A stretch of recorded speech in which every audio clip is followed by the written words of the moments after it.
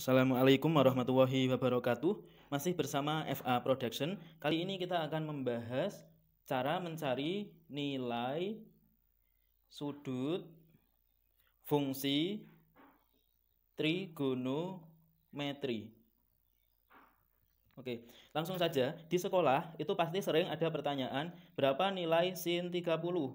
Berapa nilai cos 150? Berapa nilai tan 270 dan seterusnya. Nah, bagaimana kalian untuk mencarinya? Biasanya kita gunakan metode menghafal ya. Oke, kali ini kita akan mempelajari bagaimana cara menggunakan metode tabel. Ini saya temukan ketika saya mengalami kesulitan waktu di jenjang SMA untuk mencari berapa nilai sin 30, sin 150 dan seterusnya. Caranya yang saya buat dulu adalah kita tentukan sudut istimewa dari 0 sampai 360. Yaitu mulai dari 0, kemudian 30, kemudian 45, 60, dan 90. Ya, ini berada di kuadran 1, seperti ini. Kemudian sudut 120 di kuadran 2, tapi letakkan ini ya, dilompati 1. Setelah 90 ini dilompati 1 jadi 120 seperti ini. Polanya adalah kalau ke sini ditambah 30, kalau ke sini ditambah 15. Ini ditambah 15, kalau ke sini ditambah 30, kalau ke sini lompat ya, ditambah 30. Polanya seperti ini.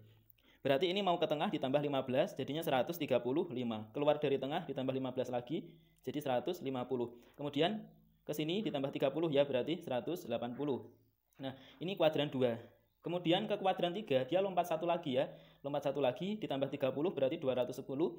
Ditambah 15 berarti 225, ditambah 15 240, ditambah 30 jadinya 270. Ini kuadran 3.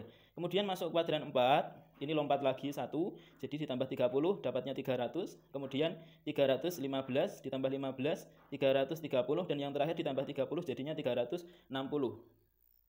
Ya, sekarang kita lanjutkan. Setelah kita buat tabel, kemudian kita mulai menentukan nilainya. Yang pertama, biasa dicari adalah nilai sin. Kita lihat di baris pertama, kuadran satunya. Sin 0 nilainya adalah 0, sin 30 nilainya adalah setengah, sin 45 adalah setengah akar 2, sin 60 adalah setengah akar 3, dan sin 90 adalah 1. Maka ini nilainya untuk sin 120 ini juga mengikuti 60. Jadi dalam satu kolom ini nilainya sama. Sin 60, sin 120, sin 240, dan sin 300 ini nilainya sama, yaitu setengah akar 3. Cuma nanti yang membedakan adalah plus minusnya. Nah, untuk menentukan plus minusnya, ini kita lihat kuadran 1 itu kan positif semuanya, baik sin, cos, ataupun tangen. Untuk kuadran 2 yang positif itu adalah sin. Jadi kalau ada pertanyaan sin 120, maka nilainya adalah plus setengah akar 2. Kalau di kuadran 3 yang positif adalah tan.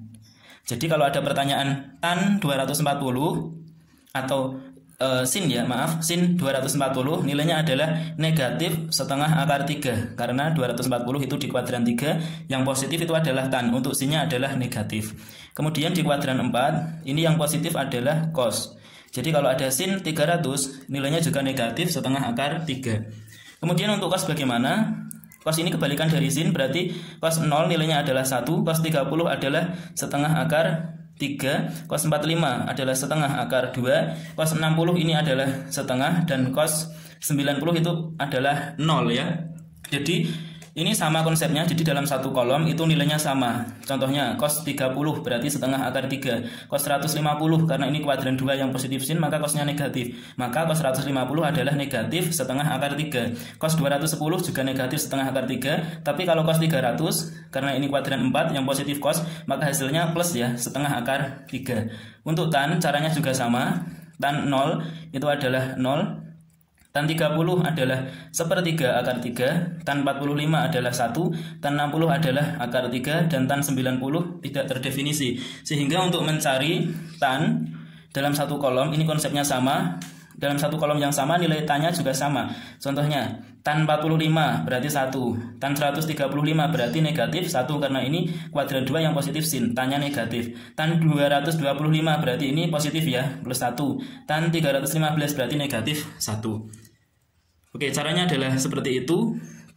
Kita ambil contoh ya, misalkan sin sembarang ya 225 misalkan, sama dengan, karena ini di kuadran 3 yang positif adalah tan, maka nanti nilai sinnya negatif. Negatif kita urutkan ke atas, nilai sinnya adalah setengah akar 2. Kemudian misalkan contoh lagi, cos 210 sama dengan 210, nilai cosnya adalah setengah akar 3. Karena di kuadran 3 cosnya adalah negatif ya. Jadi negatif setengah akar 3. Kemudian misalkan tan 180 sama dengan 180 di kuadran 2 berarti tannya adalah negatif. Nilai tan untuk 180 adalah 0 atau negatif 0 juga tetap 0 ya. Oke, jadi sekali lagi ini selisihnya 30, ke tengah selisihnya 15, keluar dari tengah 15, ke sini 30 lagi, ke bawah lompat 1 ya, selisihnya 30. Begitu terus polanya. Terima kasih, semoga bermanfaat. Wassalamualaikum warahmatullahi wabarakatuh.